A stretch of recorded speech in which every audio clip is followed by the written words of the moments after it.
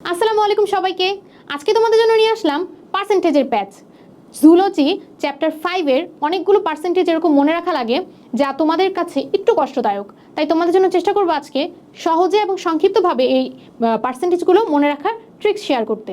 চলো শুরু করি। প্রথমেই আছে রক্ত। রক্ত দৈহিক ওজনের কত পার্সেন্ট বলো তো? রক্ত দৈহিক ওজনের 8%। ব্লাড 8।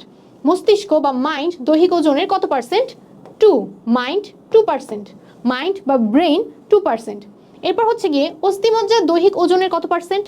অস্থিমজ্জা দৈহিক ওজনের 4% বা 4%। এটা এভাবে মনে রাখতে পারো যে অস্থি মজ্জা চারটা হচ্ছে গিয়ে লেটার আছে, তাই 4%। এরপর আছে রক্তরস দৈহিক ওজনের কত পার্সেন্ট? দেখো রক্ত কিন্তু 8%, হ্যাঁ, তাহলে রক্তরস কত হবে? রক্তরস হচ্ছে গিয়ে 5%। রক্তরস 5%। যকৃৎ দৈহিক ওজনের 3 থেকে 5%। যকৃৎ দৈহিক ওজনের 3 থেকে 5%। এরপর আছে অগ্নাশয়। অগ্নাশয় দৈহিক ওজনের 1 থেকে 2%।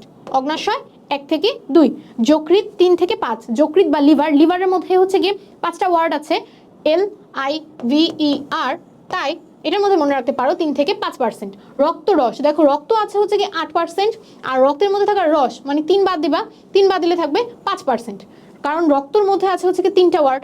ভাই মনে রাখার জন্য অনেক ট্রিক আসলে এরকম করে ইউজ করা যায়। তা আমি নিজের সময় যেগুলো ইউজ করে এগুলো মনে রাখতাম, তোমাদের সাথে চেষ্টা করছি যে সেগুলো একটু ছোটোখাটো করে শেয়ার করার। তো রক্তের মধ্যে হচ্ছে কি 3টা অ্যালফাবেট বা 3টা লেটার, তাই এখানে তুমি 8 থেকে 3 বাদ দিলে থাকবে 5। অস্থিমজ্জা বললাম তো যে 4টা লেটার আছে, তাই 4।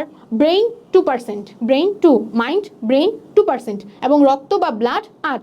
আজকে পর্যন্তই, ধন্যবাদ সবাইকে।